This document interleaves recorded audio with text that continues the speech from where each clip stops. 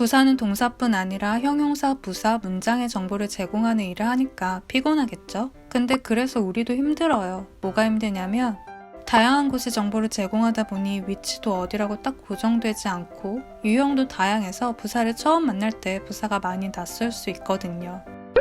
그래서 비슷한 유형의 부사들끼리 모아서 살펴볼 거예요. 아, 이런 애들도 부사구나 이렇게 생각할 수 있게요.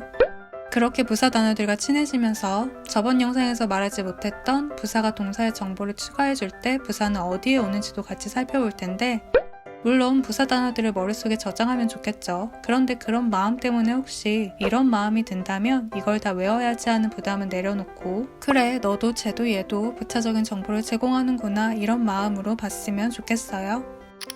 첫 번째 유형은 어떻게에 관한 정보를 제공하는 유형이에요. 우리 그녀가 웃는다라는 문장 정도는 이제 쉽게 만들 수 있죠? 그런데 그녀가 어떻게 웃는지도 말해주고 싶어요.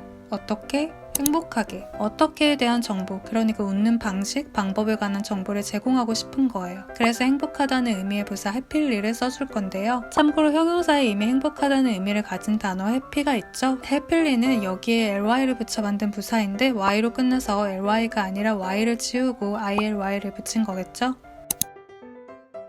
어떻게를 말해주는 부사들을 몇 개 더 살펴볼게요. accidentally는 우연이라는 의미의 부사예요.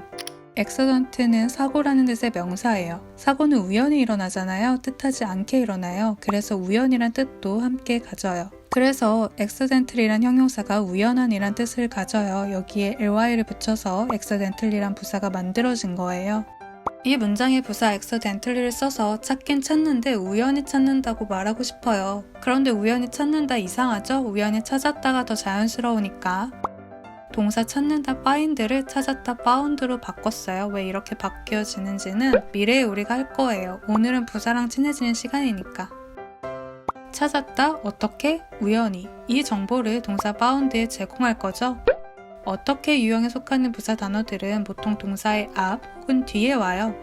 동사 스마일의 앞에 오거나 뒤에 올 수 있어요.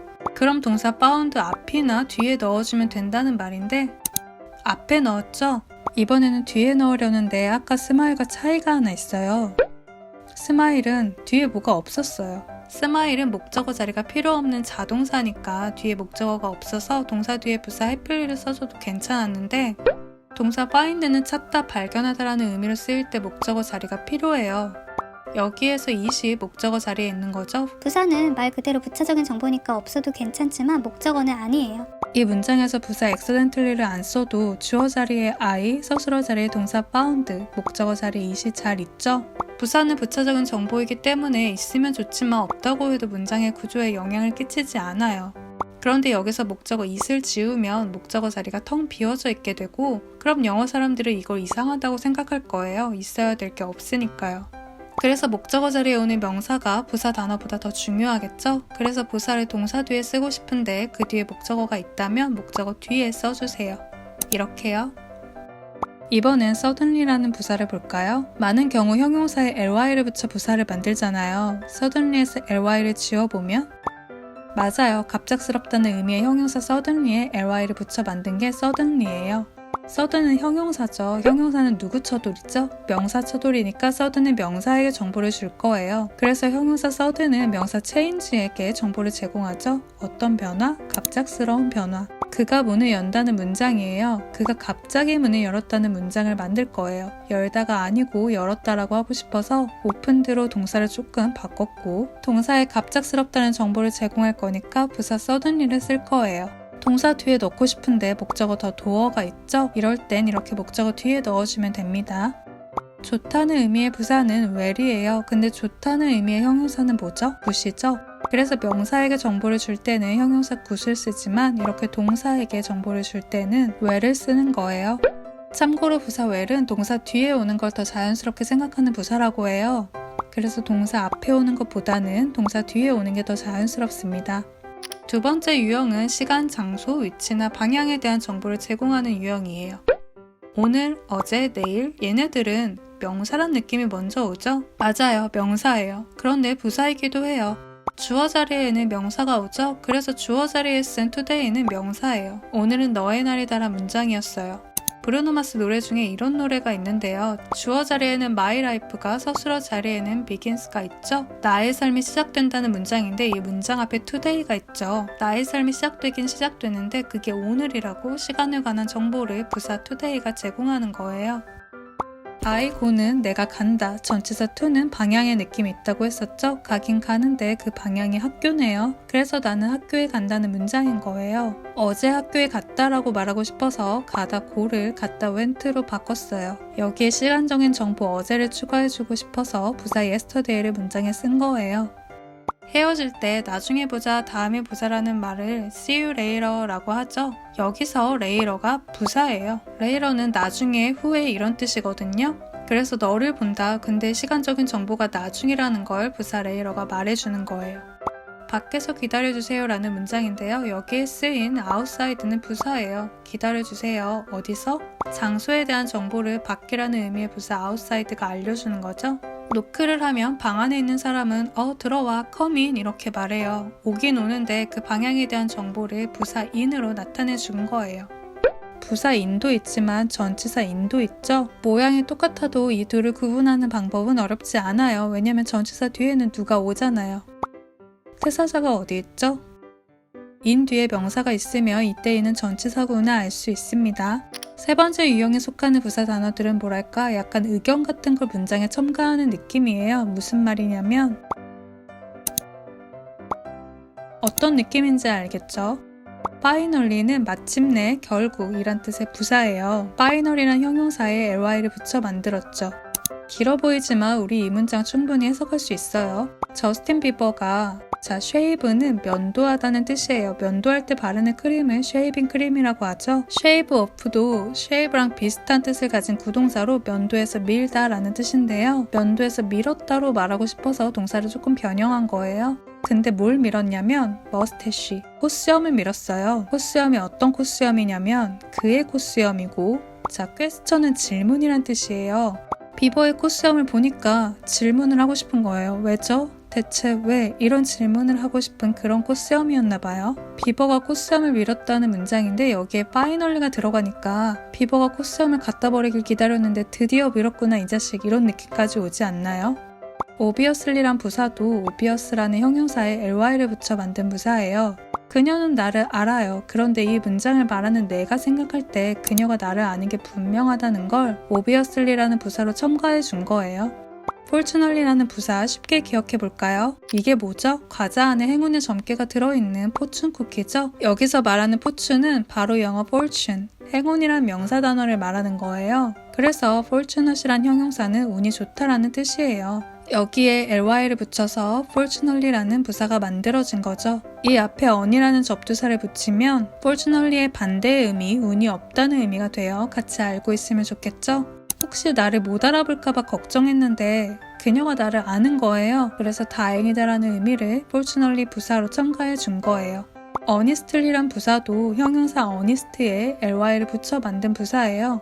참고로 I have no idea는 그대로 해석하면 나는 아이디어를 가지고 있지 않다라는 말인데요. 누가 뭘 말했는데 생각이 없다는 건 모른다는 말에 더 가까워요. 그래서 나는 모르겠다라는 의미고 부사 honestly를 추가해줬으니까 솔직히 난 모르겠다라는 문장이 됐어요. 네 번째 유형은 정도나 가능성에 대한 정보를 제공하는 유형이에요. 베리는 자주 봤죠. 좋은은 좋은인데 그 정도가 아주 좋은이라서 very good, 아주 비싼이라서 very expensive. 베리는 정도를 나타내주죠. quite도 very랑 비슷한 뜻이에요. seriously는 심각하게라는 의미의 부사인데 여기에 부사 quite이 심각한 정도가 상당하다는 걸 알려주고 있죠. pretty는 귀여운이란 뜻을 가진 형용사이기도 하지만 그 의미와 상관없이 꽤 상당히라는 뜻을 가진 부사이기도 해요. 나는 확실한이다, 즉 나는 확신한다는 문장인데 sure 앞에 pretty가 와서 내가 확신하는데 그 정도가 꽤 상당하다는 걸 알려주고 있어요. 가능성에 대한 정보를 제공하는 부사를 볼게요. maybe는 아마라는 뜻이고 probably도 아마라는 뜻인데 가능성의 정도가 달라요. 자, 이걸 가능 확신도의 정도라고 생각해 볼게요. maybe는 반반의 느낌이에요. 그럴 수도 있고 아닐 수도 있고 그런 의미에서 아마예요. probably는 가능성 확신도가 높은 편의 아마예요. 길지만 괜찮아요. You're gonna come back은 우리가 아직 안 배운 구조고 너는 다시 돌아올 거야 란 의미입니다. 너는 다시 돌아올 건데 그 시간에 관한 정보를 in the future가 말해주고 있어요. 그런데 여기에 maybe가 쓰였잖아요. 이 문장을 말하는 사람은 네가 미래에 다시 돌아오는 가능성을 반반으로 보고 있는 거예요. 똑같은 문장에 probably가 오면 이 문장을 말하는 사람은 네가 다시 돌아올 거라고 확신하고 있는 거예요. probably보다 더 높은 확신도를 나타내는 부사가 바로 definitely입니다. definite이라는 형용사에 ly를 붙여 만든 부사고요. 그가 너에게 거짓말을 했다라는 문장이에요. 여기에 definitely가 쓰이면 이 문장을 말하는 사람은 그가 너에게 거짓말을 했다는 걸 거의 100%에 가깝게 믿고 있는 거예요. 자, 이제 마지막이니까 좀만 더 힘내기로 해요. 마지막 유형은 빈도에 관한 정보를 제공하는 유형이에요. 빈도라는 건 횟수를 말하죠. 빈도는 이렇게 구체적으로 말할 수도 있지만 확률적인 정도로 말할 수도 있어요. 문법책을 보면 만나게 되는 무슨 법사 이름처럼 느껴지는 빈도부사라는 말은 부차적인 정보를 제공할 건데 그 정보가 빈도나 횟수라는 말이에요. 빈도부사는 주로 확률적인 정도로 빈도를 나타내는 부사들을 말해요. 그런 부사들을 같이 살펴볼게요. always는 10번이면 10번 일어나는 일, 즉 항상이라는 의미예요. 확률로 따지면 100%죠. 그것은 10이면 10번 아름다운 거예요. 사랑한다가 아니고 사랑했다로 말하고 싶어서 동사 love를 바꿨어요. 10이면 10번 항상 사랑했던 거죠. 빈도부사의 위치를 한번 볼게요. 빈도부사는 주로 동사의 앞에 와요. 동사 love 앞에 왔죠?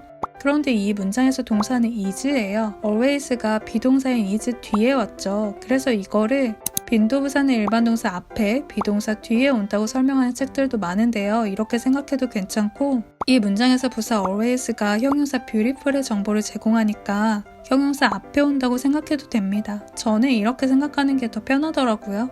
usually는 10번 중 8번 정도의 느낌이에요. 항상은 아니지만 보통은 그렇다고 하고 싶을 때 씁니다. asleep은 잠이 든이라는 형용사예요. He's asleep이라고 하면 그는 잠이 든이다. 우리말로는 그는 잔다라는 말이죠. midnight은 12시를 말하고요. 전치사 by는 근처 주변이란 느낌이 있었다고 했었죠. 그래서 12시 즈음이란 말이에요. 그는 12시 즈음에 자는데 usually가 있죠. 항상은 아니고 보통 그렇다는 거예요.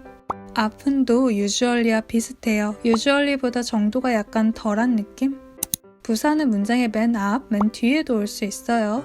sometimes는 가끔씩이란 의미로 열에 5번 정도의 느낌입니다. 나는 밤에 일어나는데 그게 항상은 아니고 가끔이란 의미예요. rarely의 빈도는 0에 가까울 만큼 드물다는 의미예요.